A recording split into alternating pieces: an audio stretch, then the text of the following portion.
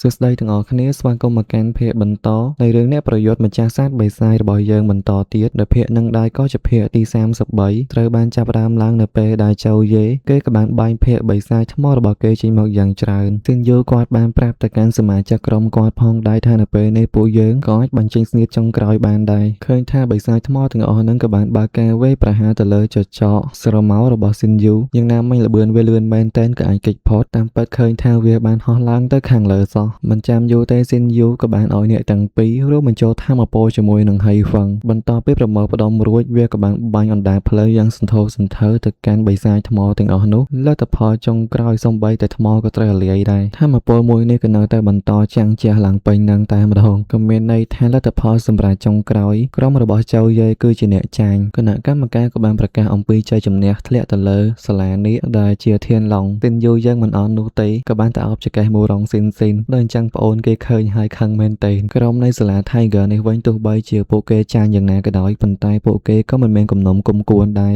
បើជាសរសើរទៅលើស៊ីនយូថាពិតជាខ្លាំងមែនពេលនេះទោះបីជាពួកយើងចាញ់ក៏ចាញ់ទាំងអស់ចិត្តដែរគាត់ក៏បានអរគុណទៅលើពួកគេសម្រាប់ការសរសើរបើទោះបីជាសេះមើលទៅដូចជារៀងត្រូវគ្នាប៉ុន្តែនាយកនេះវិញក៏ពិតជាមិនអន់នោះទេនៅតែបន្តឌឺដងនាយកស៊ូបានថានាយកឈូខ្ញុំសូមអរគុណចំពោះជ័យជំនះមួយនេះបើទោះបីជាទឹកមុខឲ្យញឹមប៉ុន្តែដៃឡើងញ័រតតានពេញហ្នឹងឯងនាយកឈូថានទាំងបានឌឺដងទៅកាន់នាយកស៊ូមើលទៅសិស្សរបស់លោកឆ្នាំក្រោយប្រហែលជាខ្លាំងជាសិស្សរបស់ខ្ញុំអីនាយកស៊ូឌឺវិញអាស្រ័យថាតើនាងអាចបញ្ចូលគាត់បានដែរអត់រួយក៏បានហៅស៊ីនយូមកជិតមកដល់ហើយក៏បានសួរទៅកាន់នាយកតើមានរឿងអីមែនទេស្រាប់តែពេលហ្នឹងដោយដែលយើងបានឃើញហើយស៊ីនយូយ៉ាងមិនអត់នោះទេអញ្ចឹងឯងនៅឆ្លៀតសម្លឹងមើលទៀតនាយកស៊ូបានប្រាប់ទៅកាន់នាយកឈូថាខ្ញុំធ្លាប់បានជួយសង្គ្រោះជីវិតគេគ្មានផ្លូវដែលគេទៅចូលរួមជាមួយនឹងនាងឡើយដោយឡែកសកម្មភាពទាំងអស់នេះបងស្រីរបស់គាត់ក៏បានមើលឃើញទាំងអស់តែម្ដងហើយនាងមើលទៅខឹងមែនទែនជេរប្អូនទៀតផងថាអាចឈួតនេះលុះសារីយើងក៏បានលេងទៅដល់យប់ឡើងអ្នកទាំង3នឹងបន្តពីជោគជ័យគ្មានអ្វីក្រៅពីផឹកឡើយបន្ទាប់ពីស្វឹងហើយនឹងអ្នកទាំងពីរក៏បានជូនជឿនយូមកបន្ទប់ដើម្បីសម្រាកប៉ុន្តែគាត់ធ្វើពុតនោះទេបន្ទាប់ពីអ្នកទាំងពីរចាក់ចេញគាត់ក៏បានងើបឡើងវិញហើយនឹងបានហៅតាឡូឲ្យចេញមកនាងដើមឡើយបានថាជឿនយូផងដែរស្វឹងឲ្យមិនដេកទៅប៉ុន្តែគាត់មិនចឹងនោះទេគាត់ចង់ពិភាក្សាអំពីការជួយសង្គ្រោះមីទូសាអញ្ចឹងពួកយើងគួរធ្វើយ៉ាងម៉េចជឿនយូបានថាបើសិនជាពួកយើងចង់ជួយសង្គ្រោះនាងលុះត្រាណាតែនាងឆ្លងកាត់ការវិវត្តជាមុនសិនហើយគាត់ត្រូវទៅយកឆ្អឹងអ្នកដែលគាត់បានឃើញនៅកន្លែងការប្រកួតបើសិនជាអាចយកមកបានហើយនឹងរួមបញ្ចូលជាមួយនឹងឈាមនាគទៀតនោះច្បាស់ណាស់ថាប្រកាសជាជោគជ័យតែលាស់ដើមឡើយមិនជឿនោះទេថែមទាំងបានថាអោយទៀតផងតើលោកល្ងងឬមួយធ្វើល្ងងឆ្អឹងនាគនឹងគឺជាពូជពងដ៏ខ្ពង់ខ្ពស់ត្រឹមឋានៈរបស់ខ្ញុំមិននឹងអាចរួមបញ្ចូលជាមួយនឹងឆ្អឹងនាគបានទៅសិនយោគាត់បានដឹងប៉ុន្តែខ្ញុំមានវិធីសាស្ត្រផ្ទាល់ខ្លួនអញ្ចឹងខ្ញុំក៏ចង់ដឹងផងដែរតើពិតជាអាចជោគជ័យវិវត្តខ្ញុំខ្លាយទៅជាកញ្ជ្រោងនាគ9ដែរអត់បន្តបងនេះទាំងពីរក៏បានមកដល់បឹងភ្លើងសិនយោក៏នៅតែត្រូវការការពារពីតាលាស់ដើម្បីចុះទៅខាងក្រោមដោយមានការណែនាំផ្លូវពីសំណាក់សិនយោទីបំផុតពួកគេក៏បានស្វែងរកឆ្អឹងនាគឃើញ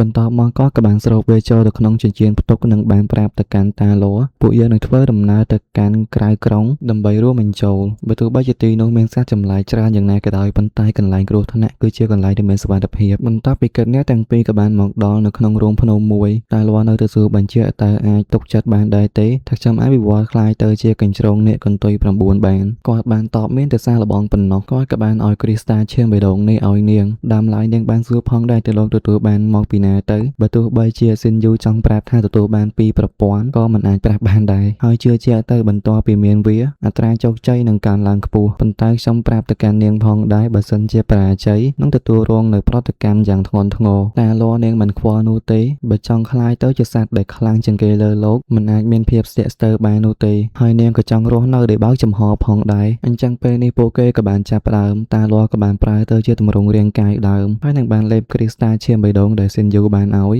រួមបញ្ចូលជាមួយនឹងឆ្អឹងនាគទៀតនោះឃើញថារាងកាយរបស់នាងពិតជាក្តៅអន្ទះអន្ទែងមែនទែននាងក៏បានសម្រុកចេញពីរោងភ្នំយ៉ាងលឿនចំហាយអណ្ដាតភ្លើងក៏នៅតែបន្តចែងចាំងសម្លឹងទៅឃើញរូបថតរបស់សាងគនឡានដែលគឺជាអត្រាស្រីនឹងកាន់តែធ្វើអារម្មណ៍របស់នាងច្របូកច្បល់ស៊ីនយូក៏បានទៅតោងនាងហើយនឹងបានឲ្យនាងត្រូវតែស្ងប់ចិត្តឥឡូវនេះមិនមែនជាពេលវេលាសម្រាប់សងសឹកទេឲ្យនាងព្យាយាមគ្រប់គ្រងទៅលើអារម្មណ៍ខ្លួនឯងបើមិនចឹងនោះទេអ្វីៗនឹងត្រូវអាសាបងបន្ទាប់ពីស៊ីន នយូបានព្យាយាមនិយាយលួមលោមនាងក៏ពេលនេះបានធ្វើឲ្យនាងស្ងប់ចិត្តបន្តិចនាងក៏បានបង្អាក់ដំណើរស៊ីនយូឆ្ងល់មែនតែនតើពេលនេះត្រូវបរាជ័យហើយមែនស្រាប់តែពេលហ្នឹងយើងក៏បានឃើញជាមួយនឹងតាលាស់បានដើរចេញពីអាផ្កាឈូកទាំងអស់នេះទាំងគ្មានសម្លៀកបំពាក់នោះទេស៊ីនយូបានឃើញចឹងគ្មានយកដៃបិទភ្នែកអីទេគឺថាអ្នកបើកភ្នែកថែមគាត់សប្បាយចិត្តមែនទេនៅពេលនេះជោគជ័យក៏ស្រាប់តែនាងនៅពេលហ្នឹងក៏បានសម្រុកទៅកន្ទ្រប់គាត់ពីខាងលើតែម្ដងហើយដូចយើងបានដឹងអញ្ចឹងថាមិនហើយមិនទៅកន្លែងហ្នឹងសាច់រឿងយើងក៏បានកាត់ទៅដល់ព្រឹកឡើងស៊ីនយូនៅតែអង្គុយឡើងអស់កម្លាំងពេលនេះមើលទៅព្រមចារារបស់គាត់ត្រូវបានបំផ្លាញអស់ហើ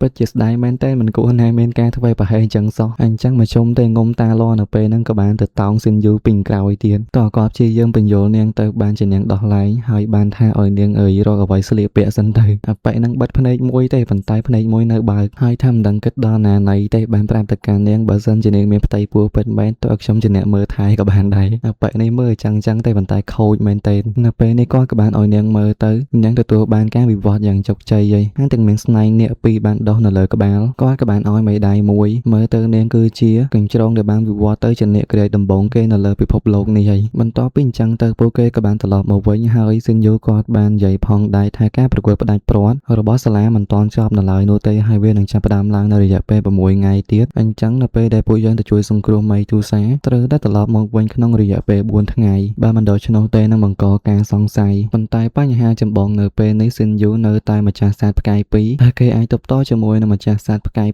9បានទេគាត់ក៏នៅតែប្រាប់ថាខ្ញុំមានវិធីសាស្ត្រផ្ទាល់ខ្លួនបន្ទាប់ពីលេបថ្នាំព្រលឹងនាគក្រាចនិងកែលម្អរាងកាយរបស់គាត់ហើយខ្ញុំក៏ត្រូវការឈាមនាគនៅក្នុងខ្លួនរបស់នាងដើម្បីដំណើរការនាងក៏បានយល់ព្រមហើយនឹងបង្ហូរឈាមឲ្យស៊ីនយូដោយសារច្រើនពេកគាត់បានប្រាប់ថាវាគ្រប់គ្រាន់ហើយពេលនេះមើលទៅយកចិត្តទុកដាក់ទៅលើតាលាមែនតើស្រីយកដៃខ្ទប់ឈាមឲ្យយកមាត់ខ្ទប់ដៃ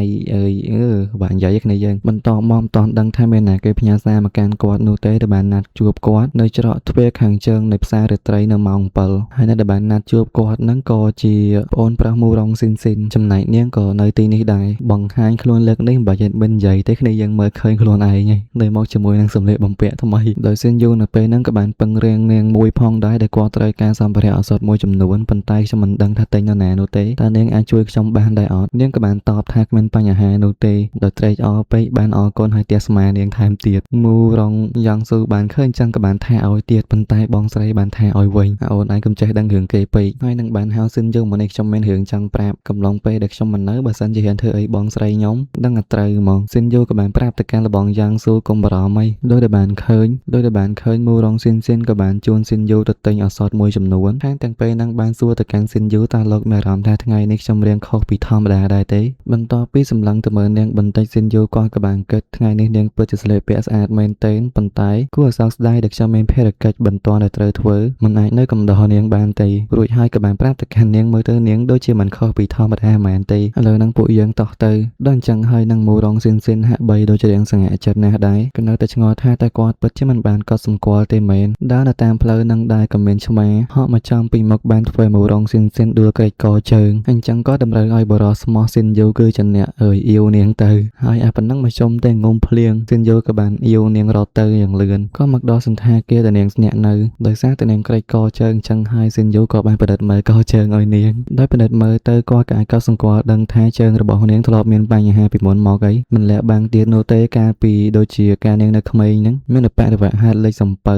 ហើយនាងក៏បានប៉ះទង្គិចត្រង់ជើងហ្នឹងហើយឪពុករបស់នាងដោយសារតែជួយនាងហ្នឹងក៏ត្រូវដាច់ដៃម្ខាងថែមទៀតអញ្ចឹងក៏ដោយសារតែស៊ីនយូក៏ជាគ្រូពេទ្យដែរគាត់ក៏បានប្រាប់ទៅកាន់នាងថាជើងកុំធ្វើចលនាច្រើនពេកប្រហែលថ្ងៃនេះដើម្បីឲ្យឆាប់ជាសះស្បើយដោយសារតែពេលនេះខ្ញុំមានរឿងដែលត្រូវធ្វើជាបន្ទាន់អញ្ចឹងខ្ញុំសុំលាទៅមុនហើយមូរ៉ុងស៊ីនក៏បានខាត់ឲ្យស៊ីនយូនៅបន្តិចខ្ញុំចង់ឲ្យលោកគ្រាខ្ញុំទៅបន្ទប់ទឹកស៊ីនយូគាត់ក៏បានយល់ព្រមហើយនាងទៅងូតទឹកដូរសម្លៀកបំពាក់ហ្នឹងហើយបន្ទាប់ពីចេញមកវិញឃើញថាគឺជាបងប្រុសនាងដែលនៅរងចាំនៅទីនេះនាងបានសួរឲ្យអ្វីបានជាឯងមកទីនេះហើយអេដមីនមិនដឹងថាមូរ៉ុងយ៉ាងស៊ូនឹងគឺជាបងប្រុសនាងឬក៏ប្អូនប្រុសនាងទេព្រោះសាច់រឿងម្ដងគេហៅបងម្ដងគេហៅប្អូនខ្ញុំបានដឹងថាអេមិនចិត្តទៅលើគាត់ប៉ុន្តែក៏មិនត្រូវធ្វើប្រហែលអញ្ចឹងដែរសារីយើងក៏បានកាត់ទៅដល់ស៊ីនយូនេះវិញគាត់ក៏បានហៅឲ្យតាលាចេញមកតាលាបានសួរឲ្យអ្វីបានជាលោកមិននៅអាយុជាមួយនឹងនាងល្អិតនោះទៅគាត់ក៏បានប្រាប់ដោយសារតែខ្ញុំត្រូវទៅរកវិធីសាស្ត្រដើម្បីនឹងជួយមេទូសាហើយខ្ញុំក៏ត្រូវការឲ្យនាងជួយគ្រប់គ្រងភ្លើងគាត់ចង់ចម្រាញ់ឱសថមួយចំនួនបន្ទាប់ពីមើលទឹកមុខយ៉ាងមើងម៉ារបស់ស៊ីនយូហើយនឹងនាងក៏បានជឿទុកចិត្តហើយអ្នកទាំងពីរក៏ចាប់ផ្ដើមចម្រាញ់ឱសថនឹងទៅចំ ពោះសារយើងនៅក្នុងភាគនេះក៏បានបញ្ចប់ត្រឹមតែប៉ុណ្ណឹងទេគ្នាយើងហើយក៏ជាភាគទី